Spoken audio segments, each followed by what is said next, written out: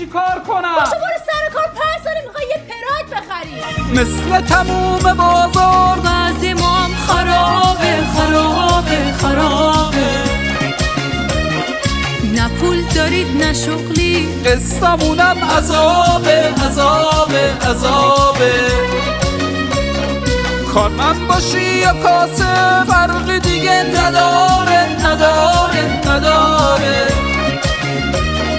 دلار شده 100 تومن، خرید پراید تو خوابه تو خوابه تو خوابه. پولی برام نمونده، اجاره سر رسیده، داد میزنه صاحب خونه تخلیه گندریده.